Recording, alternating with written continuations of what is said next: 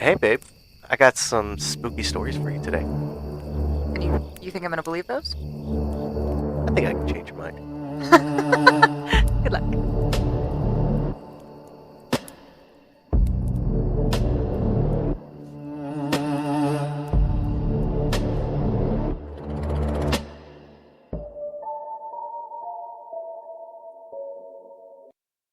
Hello again, and welcome back to the Make Me Believe podcast.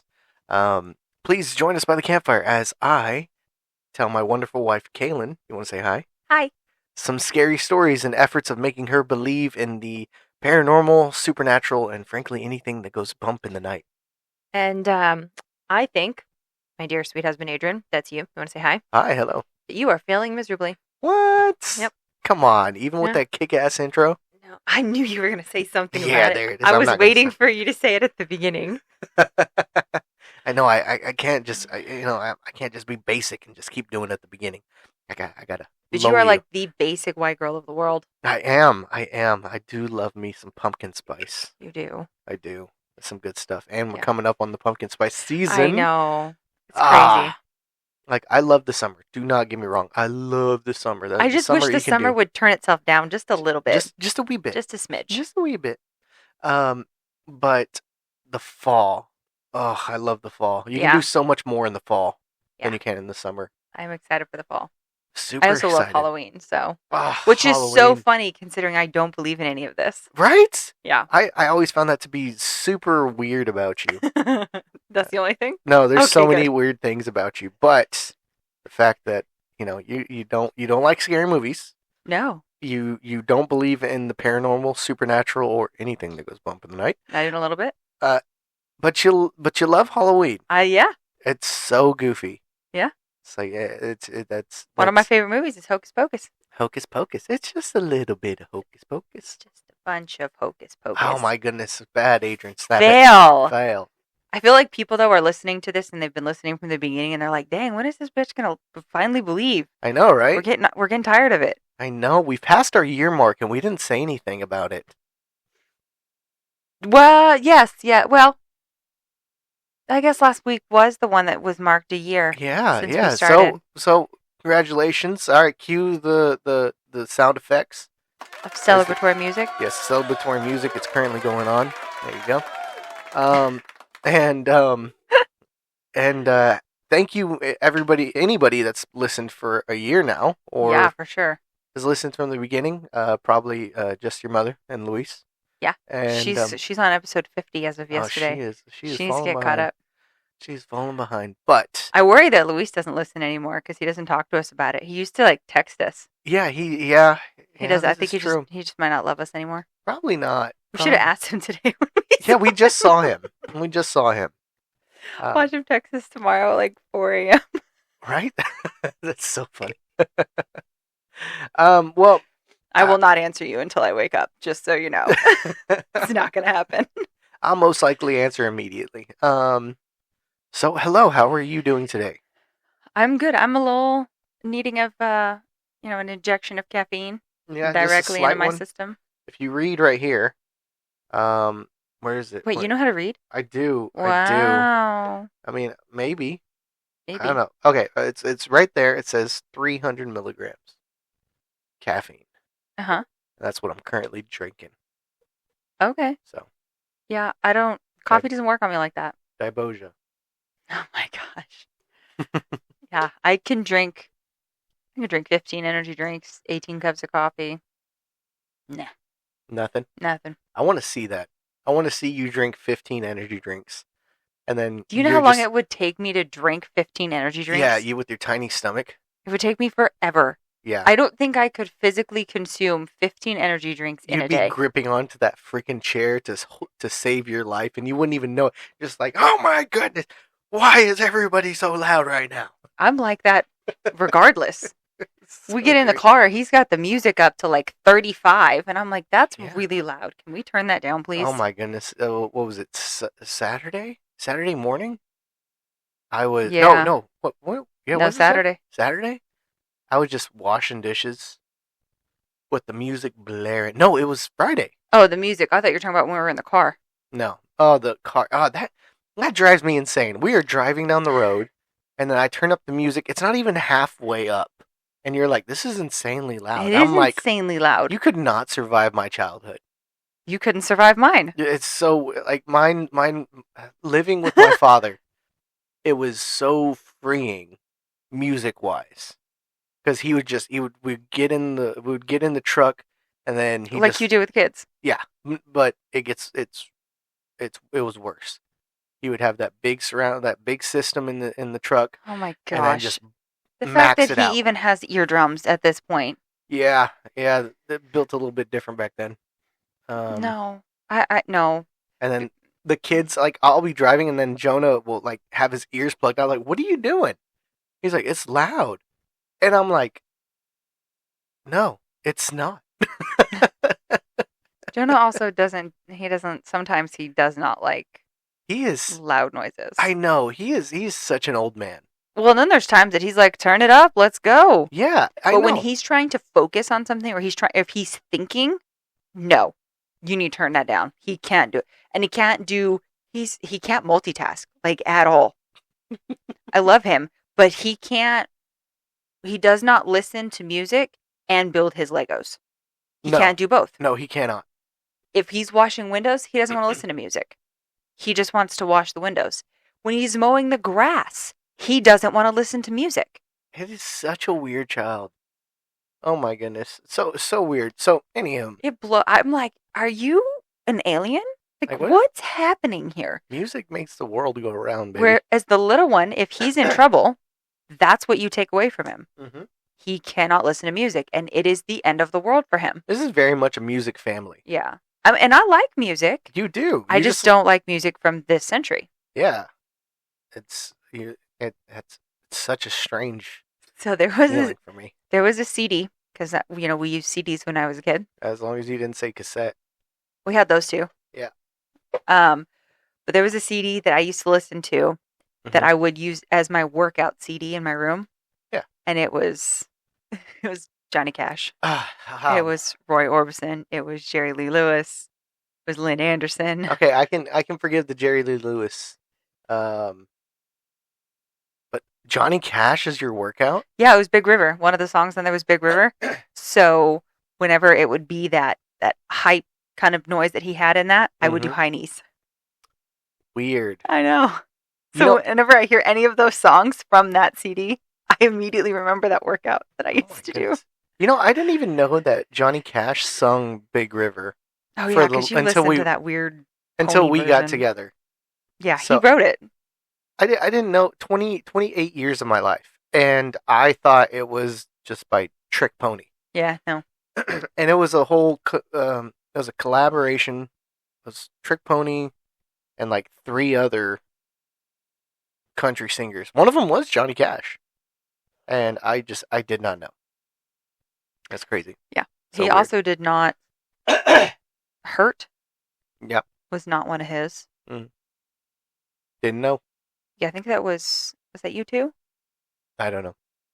I could not tell you right now. There was a song that he sang. I think it was Hurt. I could be wrong. I cannot remember that he sang that was a U2 song.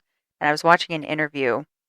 It was like a documentary or whatever about Johnny Cash. And one of the people was like, Johnny Cash had this way of singing your song and everybody just thought it was his. Yeah, that I have heard that. Yeah. I have heard that multiple times, and I've heard some different songs that he has done, some covers, and it just beautiful, beautiful. That man had an amazing voice, and I just loved it. So anyhow, Yeah. Are you ready to get into some stories today? I don't think so. No. No. Oh, okay. We should just chat. You just want to chat? Yeah, this just whole go time? back to the basics. Chat. Let people know what's going on in our lives. Okay. I mean, yeah, that's fine. That. Okay. It's safer. It's safe. Why safer? Why is it safer? Because you try to scare me and then it doesn't work because then you end up getting hurt and he'll be sitting next to me. We'll be silent and then all of a sudden he'll go, "You're welcome." What? For what? What did you do? Because I always did. I say thank you? Did I forget? What happened? And he goes, "I wanted to scare you, but I didn't. So you're welcome." I do that. 'Cause we'll be driving, and I'll just be sitting there, and I feel the lull, and then Uh-huh. like it just builds in me. It's just the energy just builds in my core, and I'm just like, I gotta let it out. I gotta scare the shit out of her right now.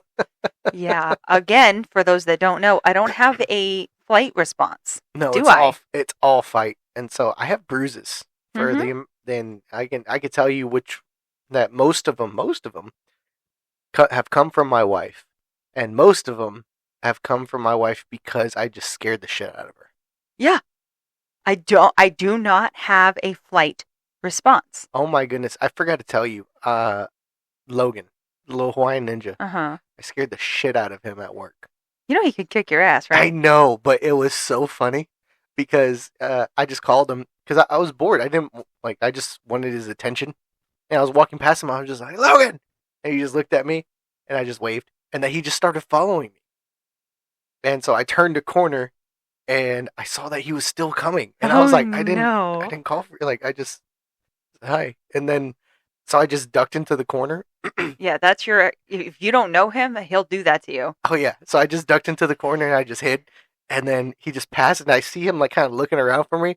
And I just jumped out like ah and just he was like ah he did the whole like two hand little Oh no. like he was doing Thriller. Just ah leg up. It was so great. It was just so funny. Had a blast. That's mean. I know. But it was so funny. You So know how anyhow, you combat that? Let me tell you all how you combat that. you're gonna say to hit me, No. but it's not gonna do When anything. when you think that he's hiding or if you're walking somewhere and you don't know where he is, you one have a dog. Two, send that dog ahead of you because that dog will find him and she'll stop and she'll stare at him. That's right. So anytime you lose me in front of you, go out, go adopt a random dog. Yeah. And then send it in front of you. Yeah. And then if not, then you just call for him.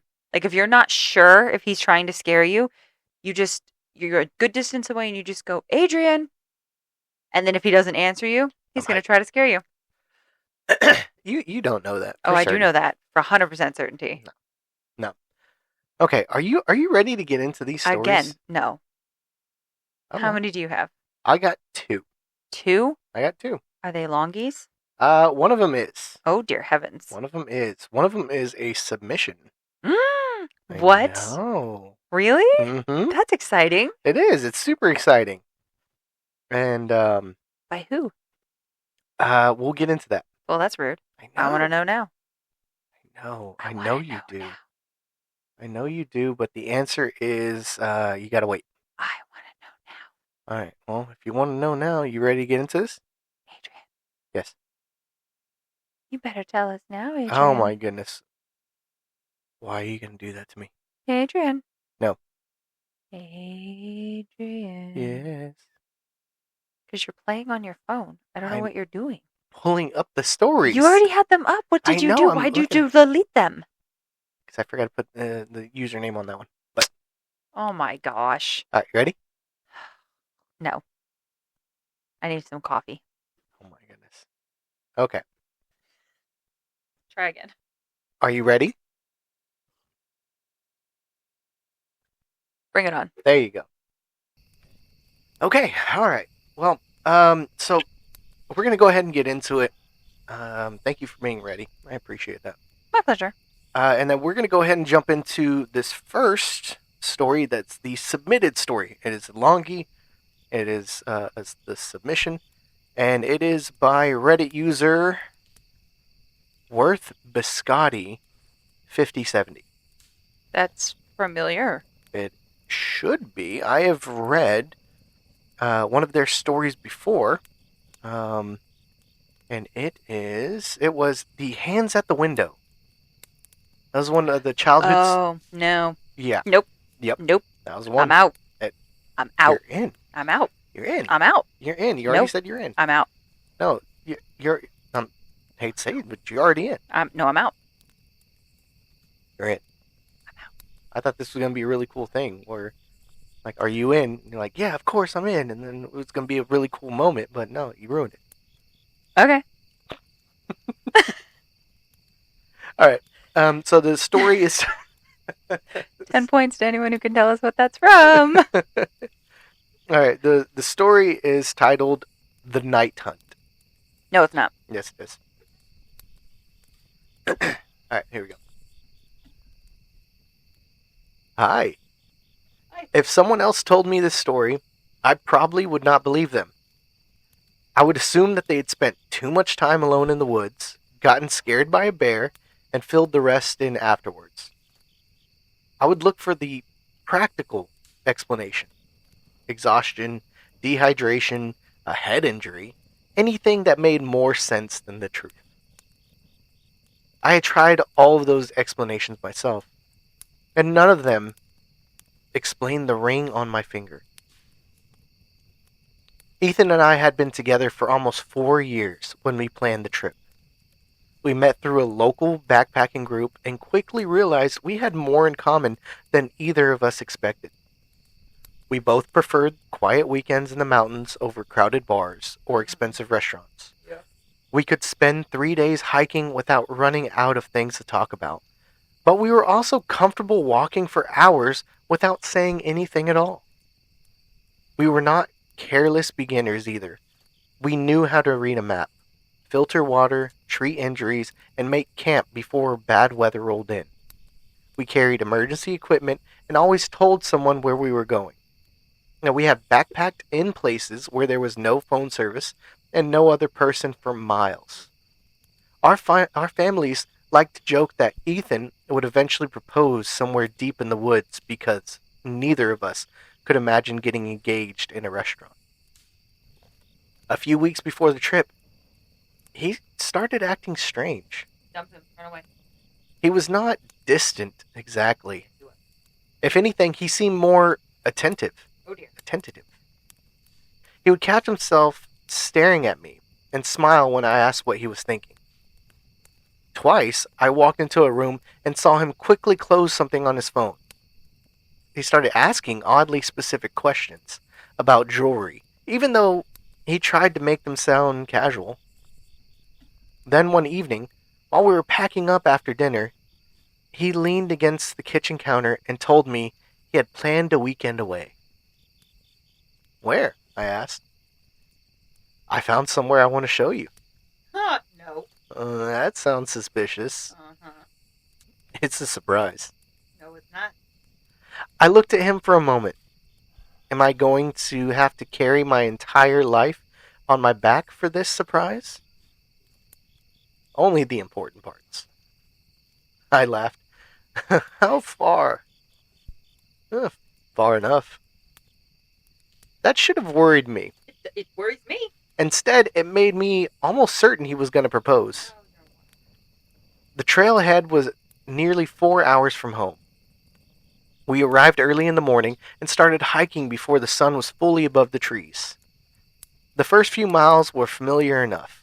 A maintained trail wound through thick pine forest, crossing a shallow stream and climbing steadily into the mountains. But by early afternoon, the trail had narrowed until it was barely visible. Ethan stopped several times to check the map on his phone, and eventually, we left the marked route completely. Are you sure about this? I asked as we stepped over a fallen tree. I've researched it. That was not my question. He looked back at me and smiled. Yes, I'm sure. We passed an abandoned ranger cabin sometime in late afternoon. It sat a little way off the old path, leaning slightly to one side beneath the tree. Most of the windows were broken, and part of the roof had collapsed. Ethan wanted to stop for a few minutes, so we left our packs outside and looked around. There was not much inside. A broken table, the remains of a small iron stove, and a chair with only 3 legs. In the center of the room, part of the floor had caved in over what looked like a root cellar. Someone had laid old boards across the opening, but they were soft with rot. I stepped on one before realizing what it was. The wood bent under my boot, and Ethan grabbed my arm before it broke. "Careful," he said. I noticed. He pulled me back towards him. Apparently not. I rolled my eyes, but I remembered laughing as we left. At that time, the cabin was just something interesting we had found along the way. I had no idea I'd be running back to it before the night was over. Oh, hell no. We reached the overlook a little more than an hour later. I had been tired, sweaty, and ready to complain about every extra mile he made me walk. Then the trees opened, and I forgot all of it. Before us was a wide alpine lake surrounded by mountains. The water was so still that the reflection looked almost as clear as the mountains themselves. Wildflowers covered the slope around us, and the evening light had turned everything soft and golden. There were no roads, no cabins, or other campsites in sight. It was the most beautiful place I had ever seen. I looked at Ethan expecting him to be watching the view. Instead, he was watching me. "What?" I asked. "Nothing." "You're being weird." "I know." That answer only made me more certain. We chose a flat area near the trees and set up our tent. Ethan collected water while I organized the sleeping bags and food. We cooked dinner on the little camp stove and sat beside each other watching the shadows stretch across the valley. He barely ate. "You've been nervous all day," I said. "Well, I have a lot on my mind." "Anything you want to tell me?" He looked at me for several seconds. There was something strange in his expression. I thought it was fear. I assumed he was worried I might say no. "Not yet," he said. I tried not to smile too much. "Okay." The sun had already dropped behind the mountains when Ethan stood and brushed dirt from his jeans. "I'm gonna go get some firewood." "We have enough fuel for the stove."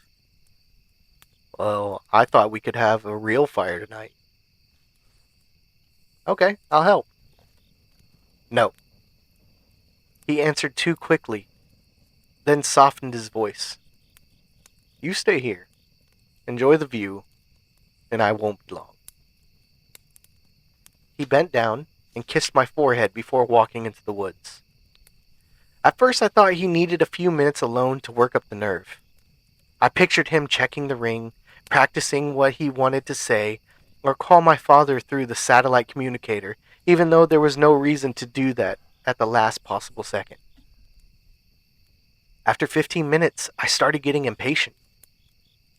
And after 30, I began to worry. By the time 45 minutes had passed, most of the light was gone.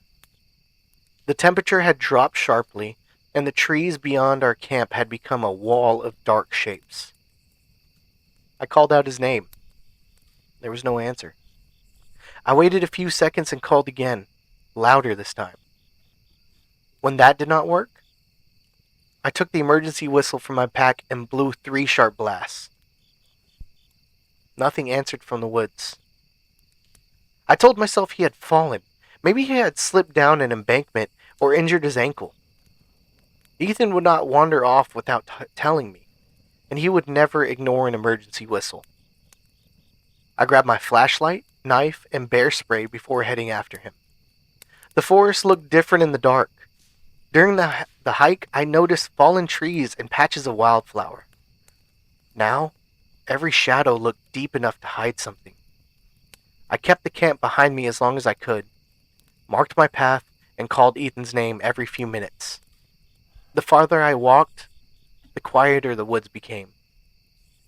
At first, I didn't notice it. Then I realized I could not hear the birds, insects, or anything moving in the trees. Even the wind had stopped. "Ethan." My voice sounded too loud. I waited. A branch snapped behind me somewhere. I spun around and raised the flashlight. The beam moved across the tree trunks, low branches, and empty ground. Ethan? Nothing. I kept walking, although every part of me wanted to turn around. A few seconds later, I heard another step. It stopped when I stopped. I started moving again, and so did it. I tightened my grip on the bear spray and tried to keep my breathing steady. Bears sometimes follow people out of curiosity, although the silence did not feel like curiosity. It felt deliberate. Another branch moved to my left. I swung the flashlight toward it and caught a glimpse of gray fur disappearing between two trees. Oh, hell no. My first thought was wolf. Wolves usually avoided people, but I was alone, and there might have been more than one. I backed away slowly, keeping the spray pointed towards the trees. Then the shape appeared again. No, it did not. It moved low to the ground at first, slipping between the trunks almost silently. And then it stopped. Its body rose. For one confused second, I thought it had climbed onto the fallen tree. Then its shoulders lifted above the brush, and I realized it was standing. Nope. A wolf could not stand that way. The creature's front limbs hung almost like arms. Its body was covered in dark gray fur, but its shape was wrong. Too broad through the shoulders, too narrow at the waist. Its head looked like a wolf's, but larger. Its ears flattened against its skull, and a long mouth filled with teeth. It stood tall enough that I had to angle the flashlight upwards to see its face. The beam caught its eyes. They were fixed directly on me. I backed away another step. The creature moved forward, and I ran. I did not think about where I was going.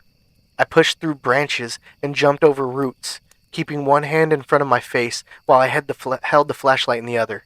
The creature followed without rushing. I could hear it moving behind me, always close enough that I knew it was there. It was not trying to catch me yet. That realization frightened me more than anything else. It was letting me run. Oh, lovely. I reached the camp and nearly tripped over one of the tent lines. I grabbed my backpack and turned towards the trees just as the creature stepped into the clearing.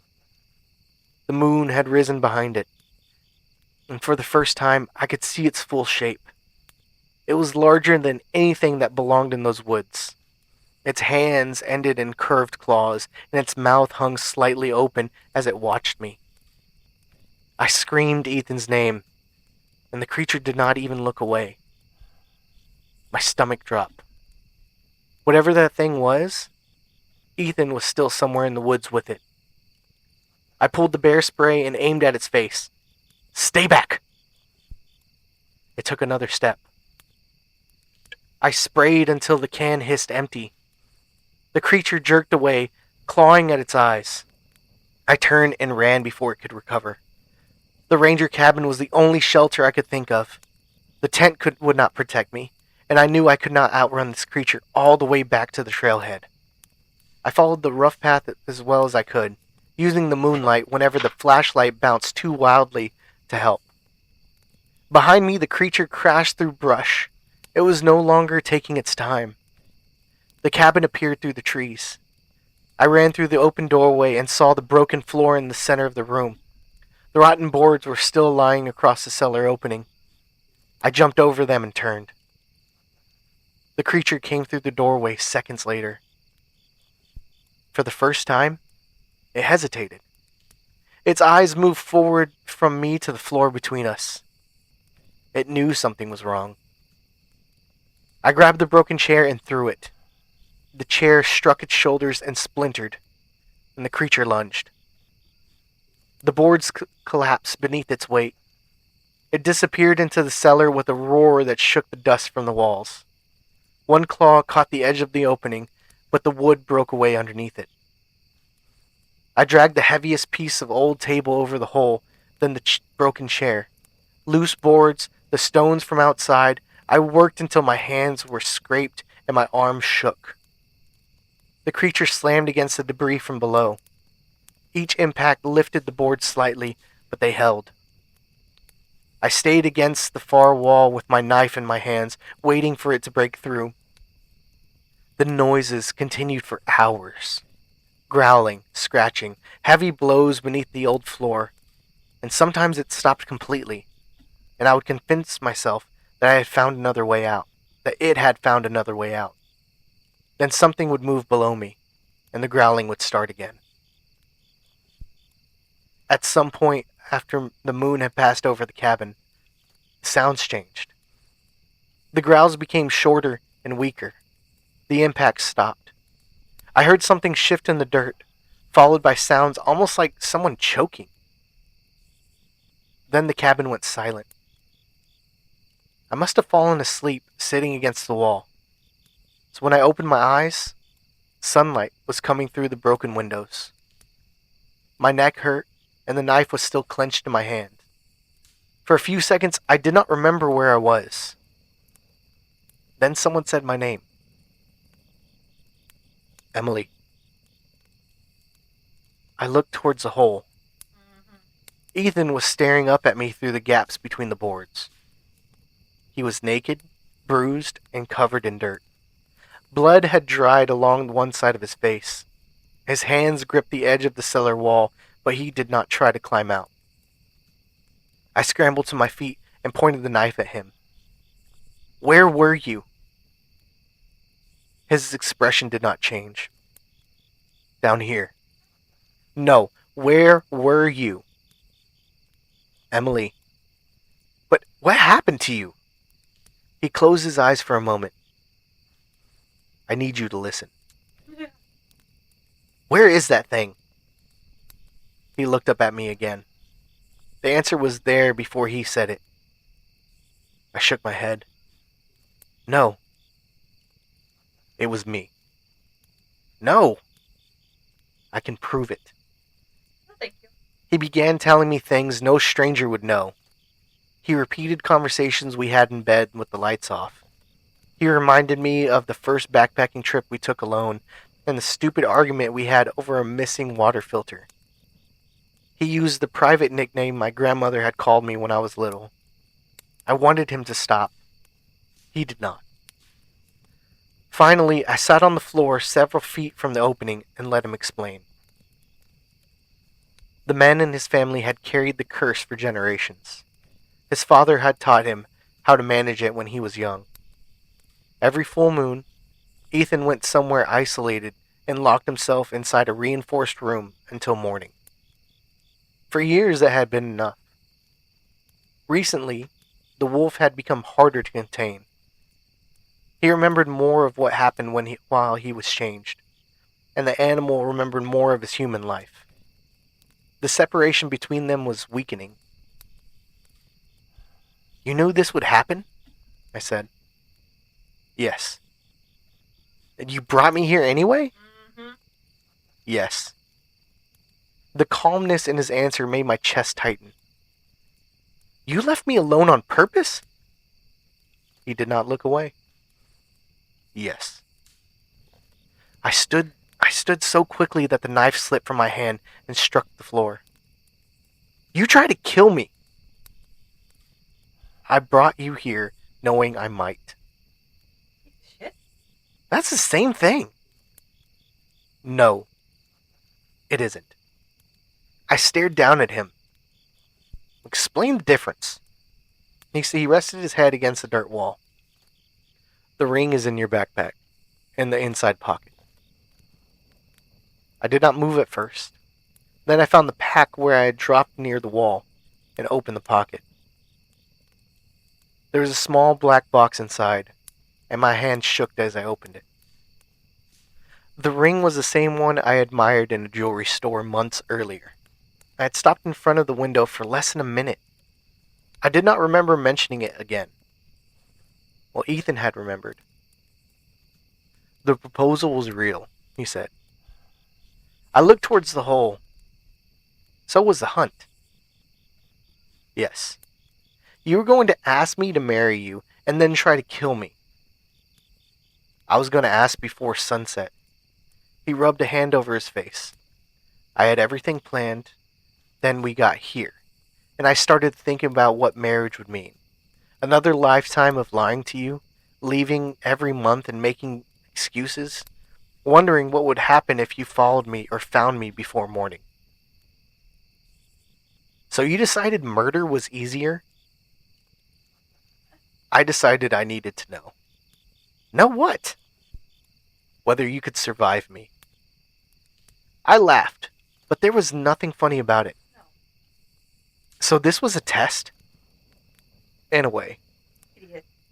And if I failed? Yeah. His silence answered for him. I turned away and walked towards the doorway. Outside, the woods looked ordinary again. Birds moved throughout the branches. Sunlight covered the path where the creature had chased me only hours earlier. And behind me, Ethan spoke. I thought you would run until you were too tired to keep going. I looked back at him. That is what people do, he continued. They panic. They keep trying to get away even after they know they cannot outrun it. People? His jaw tightened. I did not ask him how many. I was not sure I wanted the answer. But you stopped running, he said. You remembered the cabin. You saw the floor yesterday and you used it. You did not overpower me. You made me go where you wanted me to go. You sound impressed. I am. You hunted me through the woods. And you won. I stared at him, waiting for an apology that never came. That should have made the decision easy. I should have taken the ring, walked out of the cabin, and left him in that hole. Yeah? I should have reached the trailhead, contacted the police, and told them enough of the truth to bring someone back. Instead, I sat near the opening again. For almost an hour, neither of us spoke. I looked at the ring in my palm. I thought about every weekend we had spent together, every night in the tent listening to rain, and every time Ethan had walked behind me on a narrow trail, because he knew heights made me nervous. I thought about the creature in the woods and the way it had taken its time following me. They were not separate things. The man I loved that planned the trip, the monster that carried it out, both of them were Ethan. When I finally began moving the rocks, he did not say anything. He pulled away the broken chair and slid the table pieces aside. The boards were heavier than I remember, and my hands hurt from the night before. Once the opening was clear, I stayed back. Ethan placed both hands on the edge and pulled himself onto the cabin floor. He moved slowly, exhausted from the change and the hours spent trapped beneath the boards. He sat several feet away from me, and for the first time since I heard his voice from the cellar, he looked uncertain. I held up the ring.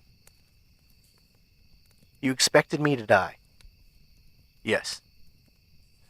You would have killed me. Yes. And you still want me to marry you? His eyes stayed on mine. More than I did yesterday. That is a terrible answer. This is a terrible answer. It is the truth. I looked down at the ring again. You were completely insane. Probably. I slipped the ring onto my finger, and Ethan watched me do it. He did not smile. He seemed to understand that this was not forgiveness. It was not even trust. It was a choice neither of us could pretend was normal. After a while, he held out his hand. I looked at it for several seconds before taking it. He helped me to my feet, and together we walked out of the cabin. The mountains looked just as beautiful as they had the night before. The lake still reflected the sky, and the wildflowers moved gently in the morning wind. Nothing in the view had changed. I had. Only then did I understand why Ethan had chosen somewhere so remote. It was not only because no one would hear me scream. It was because no one would interrupt whatever happened if I survived. We have been married for 6 years now. People sometimes ask why we still disappear into the mountains one weekend every month. We tell them backpacking is how we met and that it keeps our marriage strong. That part is true. We simply leave out the reinforced chains, the steel restraints, and the fact that I always choose our campsite. And no matter where we go, I make sure there is somewhere nearby deep enough to hold him until morning. The end. Whew, that was like a book. That's a good story. That was a really good story, I love a good werewolf story. right? Yeah. It definitely gave me I called that shit from the beginning, though. yeah, yeah. I mean, as soon as you see the guy you're dating disappear, and then Oh no! As wolf. soon as he disappeared, I was like, "No, that dude turned into something for sure." 100%, Well, 100%. and then you want to go someplace isolated because you had him real creepy before that. Like he had some creepy little secret that he was keeping, and it was not a proposal. I'll tell you that right now. Yeah, I was. That was like the least important thing to him at that moment. I'm gonna murder my girlfriend. Yeah, Got it. I thought he was going to be a serial killer, which I guess technically he is. But yeah, that, and this is gonna sound sarcastic. That's literally the first thing I think when people are like, "We should go hang out in the woods." You're a serial killer. Got it. Cool. No, 100%. I'm bringing too many Criminal Minds. I am episodes. bringing guns. Let's go. I'm sorry, because there's no way ever that if we were camping like that, you're like, I'm gonna go get some firewood. Oh, I'll go with you. No, you can stay. The frick? No. Bye, Felicia. I'll stay in my car and drive home. Yeah. Hey, let's go together. Or you go that way, I'll go this way. How about no? We sticking together? Heck yeah. Okay. We're going to a place that I've never been to. Absolutely not. Then again, to be honest with you, I ain't going hiking. That's fair. And if I'm going hiking, I mean, you can come, but we're bringing Owen. Okay, that's a weird. Is a weird sentence. Owen can get out of anywhere. I feel like this is a red flag for the marriage. You drop. We're already married. We're fine. You drop Owen in the middle of any forest, anywhere, and that dude can get you out. To be fair, you've never put me in that situation, and I feel like just kind of. Can you do it? Yeah. Okay. Well, then let's. I know how to read a compass. He doesn't have to have a compass. Wow. Okay, I know how to. Saying. I know how to read the elements. Yeah. Can you do it at night? Yeah. Yeah. I've done it at night. Okay. Yeah. You don't know Not because Samson you just Park. want Owen to come every time. Not Samson Park. That's because I've been in several different parks with Owen, and other people have gotten us lost because for some stupid reason we let them lead, and then we got lost, and Owen's like, I can get us out of here. Confidence, baby. And Gotta love it. And then Owen managed to find a trail somehow, some way, and got us the hell out of there. And it's not like this was just after sundown. I'm talking like 11, 12 o'clock at night. We're not supposed to be out there. Mm-hmm. It's a very weird conversation. I know. I've just always said, if I'm going into the forest, if I'm lost, I'm going to need Owen. Okay. We can test you. We'll test you. That's fine. So that you can go. But, This is all right. But I'll put it as a yellow flag. Whatever. That's funny. But that was a really messed up way to find out if your girlfriend would accept the fact that you're a werewolf. Mm-hmm. Right? Like, couldn't have just calmly had a conversation with her. No, you know what this kind of reminded me of though? A Wolf Like Me. Remember that show? Oh yeah. Yeah. Yeah. He's the Fisher. I'm pretty sure her name is Isla. Yeah, I know. But you are obsessed with saying Isla. It's yeah, I'm I don't know it's why. Isla. Yeah, I'm like 99.99 100% sure it is Isla, but I say Isla. That's not right. I know it's not. But you say that because of Jurassic Park. Yes. Yeah, well, it's Isla. Yes, I Isla know Fisher. it is. I know. Well, stop. You're offending your girlfriend. Well, she doesn't know about it. I'm going to tell her. Don't you tell her. I'm going to tell her. Listen, okay. All right, so if I'm going camping, I'm making sure I bring Isla. You can bring Owen. That's fine. I'll bring mine's Isla. a little bit more realistic, but okay. I actually know Owen. You don't know her. I've seen enough movies. I feel like I know her. But Love it, girl. I do. Ow! I don't know. Just I mean, you think, yeah, that he's going to propose based off of all of the other conversations that you've had and how kind of weird he's being. And Mm-hmm. you were not weird at all. Hmm? Like, Me? yeah.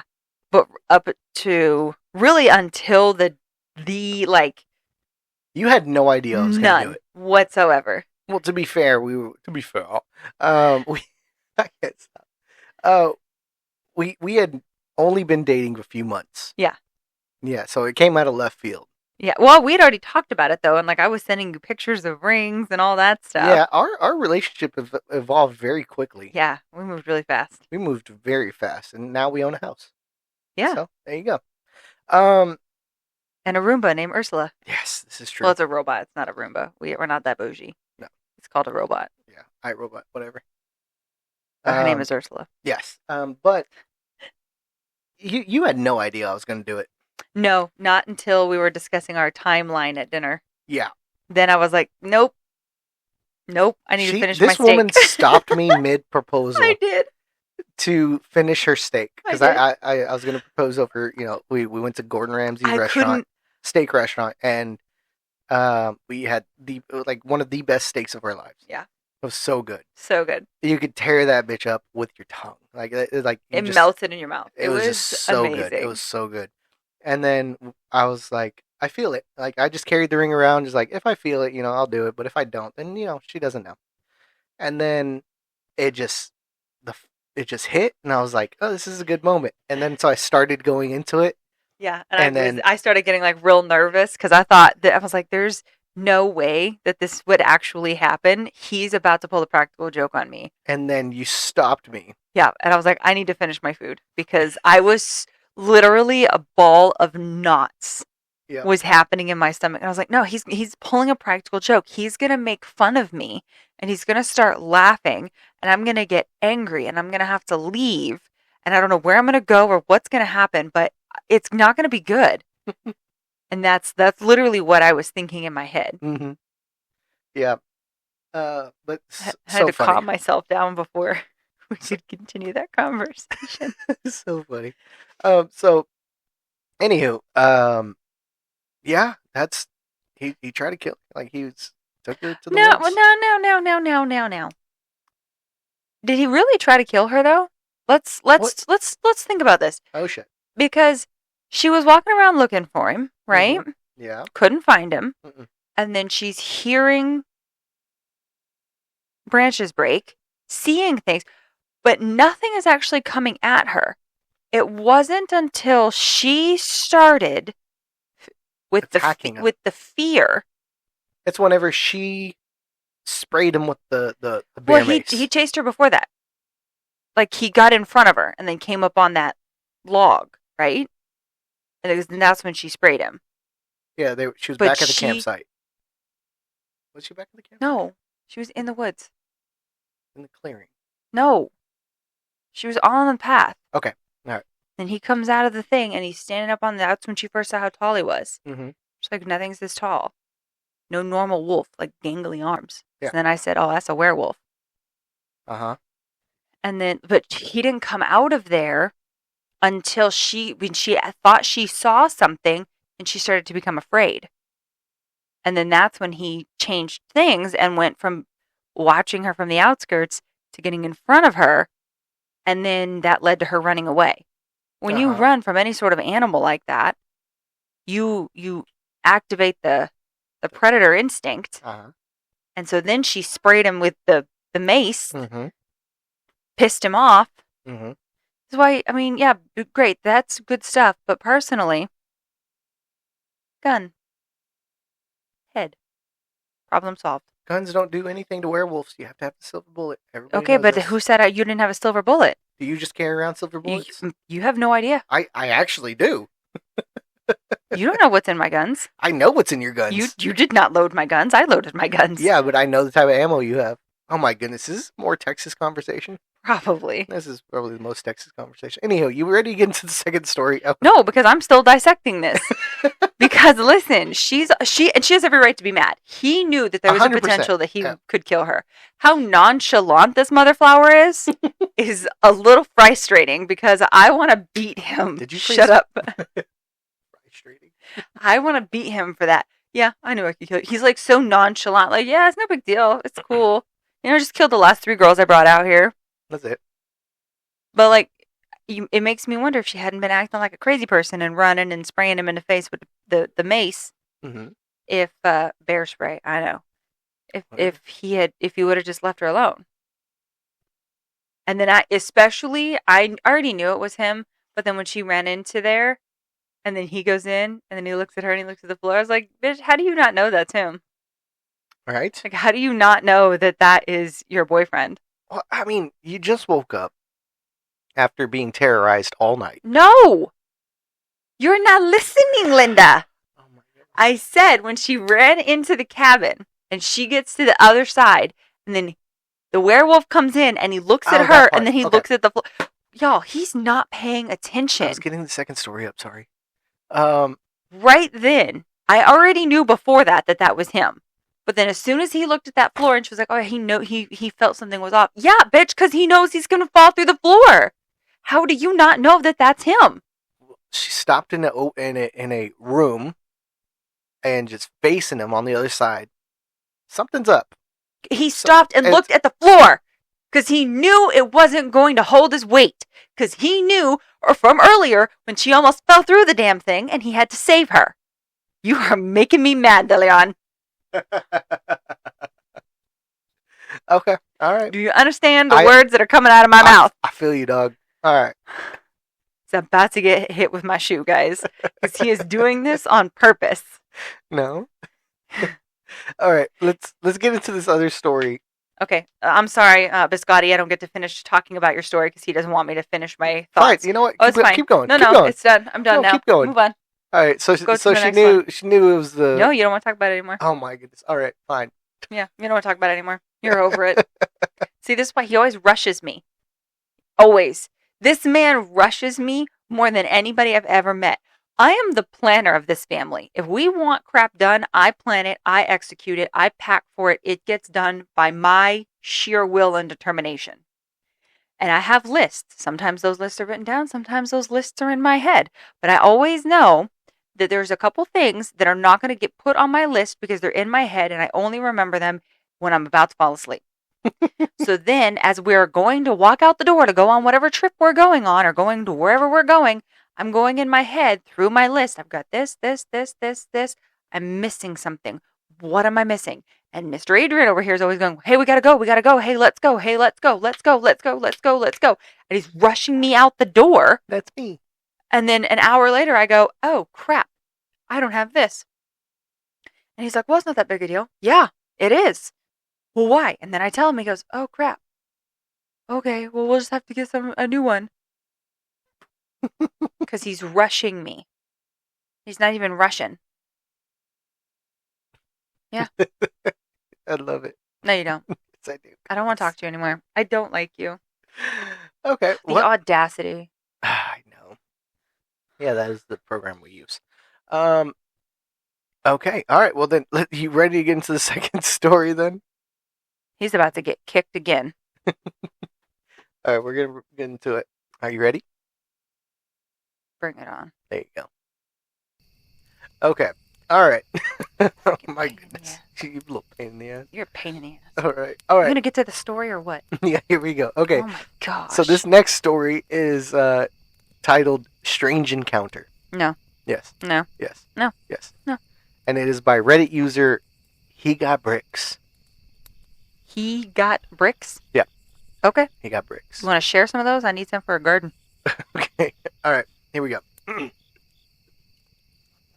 It started with my wife. Usually does.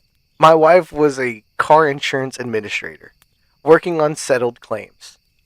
She was at work one day in the lunchroom, where she was talking to a coworker, and my wife was explaining how she kept seeing her father, who had passed away when she was 11. The lady, my wife's coworker, a native woman who grew up in a spiritual environment. Her grandfather was a medicine man. He told my wife that my wife's father was trying to warn her about something, and that's why she kept seeing him. My wife didn't have any idea of what it could be. A couple days went by, and my wife left for work one morning, and her coworker rushed at her as soon as she saw my wife pulling in. First thing in the morning, and even before she stepped out of the car. The lady rushed my wife out of the car and grabbed my wife by her hand and led her to the corner. The lady told her that she had a dream about a man. The man in her dream said my wife's name. He said to tell her something. She described the man. My wife's face went pale. She told her coworker, she said, "That's my dad." My wife had a tingle crawl down her spine, like an ice cube sliding down her back. The coworker said, "He told me to tell you to be careful. He said that something's there."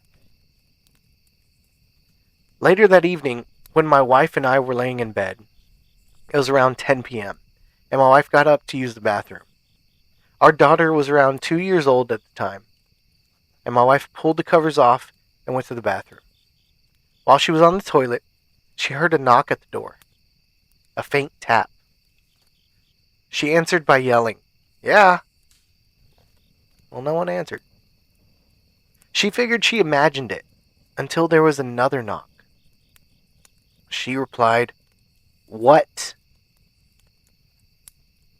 Then a voice spoke through the door.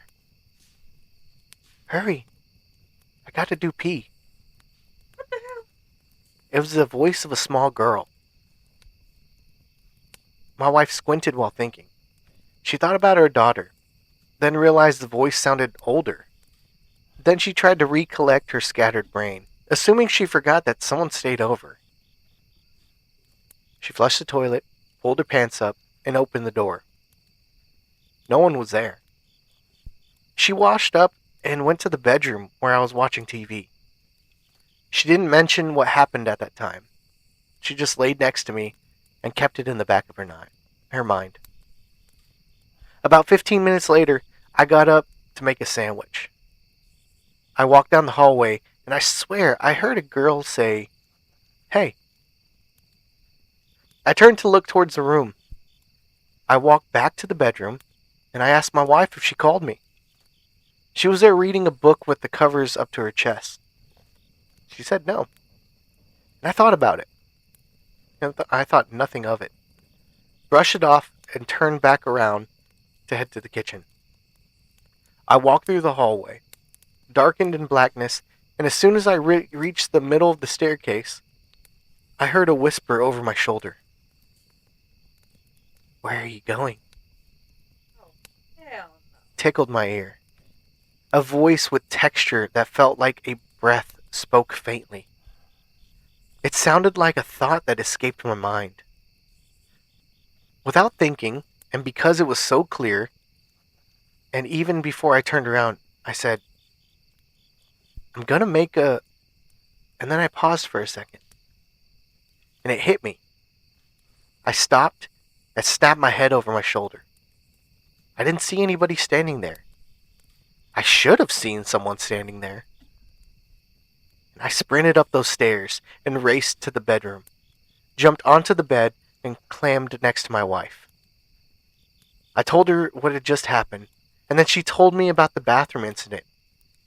While she finished explaining the story, something caught the corner of my eye, and I stared at the ceiling. I nudged my wife and said, "You see that?" Mm-mm. She looked up and said, "Yeah, what is it?" It was a gray, smoke-like mist covering the corner of the ceiling. After a couple of seconds, it disappeared. The end. What the hell? What the hell? So, So she thought she was seeing her dad? yeah, she was seeing her dad a lot. Yeah, she thought she was seeing her dad a lot. And she told her coworker, Uh-huh. and her coworker said that she had a dream Uh-huh. and spoke to her dad. Who Like, said to be careful that something is there, yeah, which was this creepy little thing yeah, little chilling in the girl, house. yeah, little girl chilling in the You house. should move. Yeah, you know what? Move. Go Yeah. ahead. Yep, Problem solved. yep. Just tell the realtor haunted. Yeah. No, Done. you don't even have to do that. This is true. Don't disclose nothing. Let the house sell. I never even lived there. Mm-mm. Lived where? Exactly. There you go. Oh my goodness, that was. Hey, I'm okay with it. That takes the talking to yourself to a whole new level, though. Like, are you talking to yourself, or are you answering Ooh. an unknown or an unheard question by others? Yeah, that does, right? I mean, I talk to myself all the time. Yeah, you do. You freaking do. Oh my goodness. I thought you were on the phone. You were outside on the porch yesterday, and I looked over and I see you making hand gestures and talking. Yeah. And I was like, okay, well, she's got her Bluetooth in. She's probably talking to her sister or her mom or somebody. And then you come out, and I was like, or you come inside, and I was like, what are you doing? Like, who are you talking to? Like, no one. Why? Because you were talking. Talking to myself. Yeah, that was weird. I was complaining that I keep cleaning up that back deck and everybody just keeps trashing it all over again.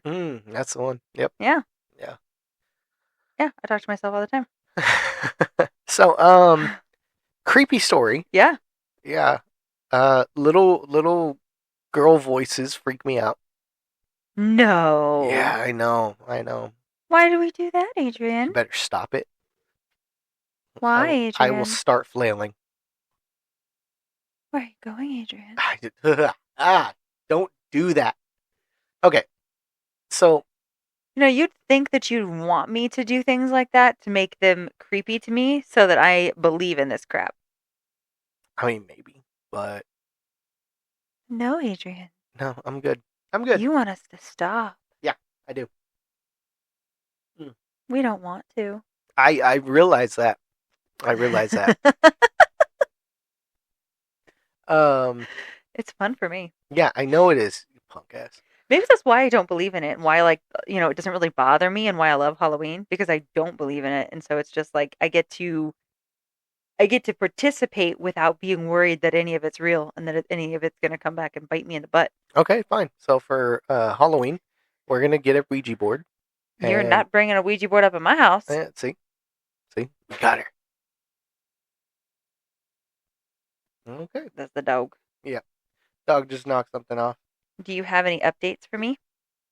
I got none. Wow. I know. I received some quick messages saying, "Okay, oh, thank you very much. I'll listen to that. I'll listen to the story." And then I didn't receive an update after that. Okay. No big deal. Well, as long as they listen to the story. Yeah. You know? What we need is some more stories from the Butchered Writers. Oh my goodness. We still have some from John Russell that we need to read. Yes. They're right over here on the desk. Yes, we do.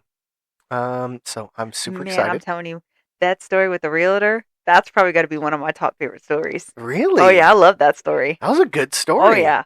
Anytime I see, because you'll see in especially horror movies and things like that, where it's a guy usually who's driving past this really pretty house in the woods and it's beautiful and you're like, nah, dude, you can't live there. And he goes, oh, it's perfect.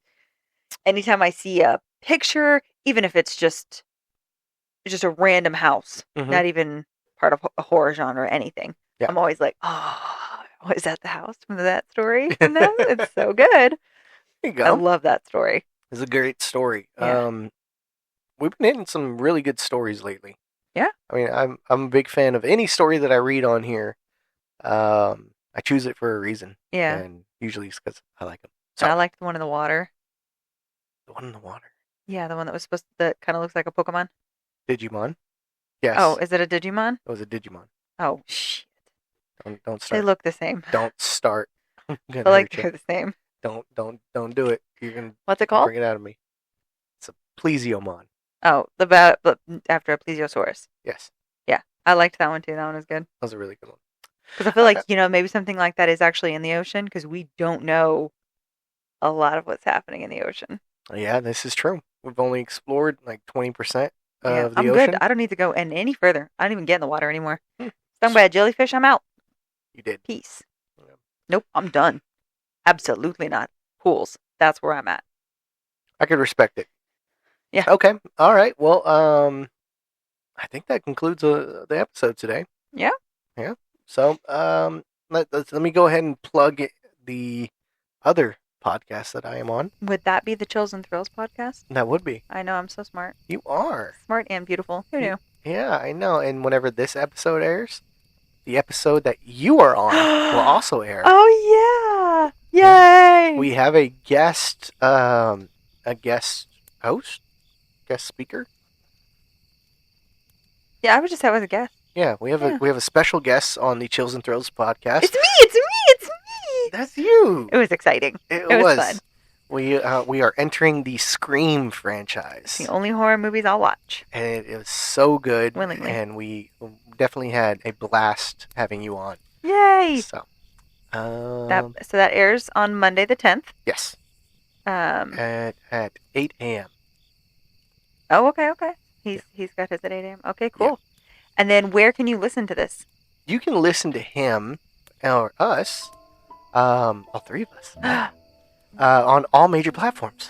Including YouTube? Including YouTube. And you can find him on Facebook at the Chills and Thrills podcast? That is correct. All right. And you guys are sitting there just talking about all things related to that movie. Mm-hmm. That's all the fun things. Yes. I love it.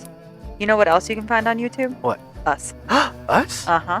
What? On the Chills and Thrills podcast? No, on the Make Me Believe podcast. Oh my goodness, we're just everywhere. We're everywhere, including all major streaming platforms. That's fantastic. I'm so excited. And Facebook. And the Book of Face? I know. Love it. Oh my goodness. Okay.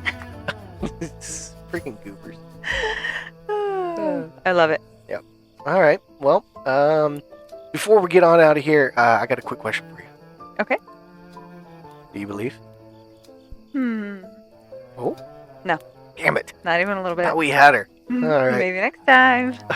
All right, guys. Thank you very much for listening. Thank you. Yeah, have a good one. Happy 1 year. Bye. Cue the celebration music. All right. Bye now.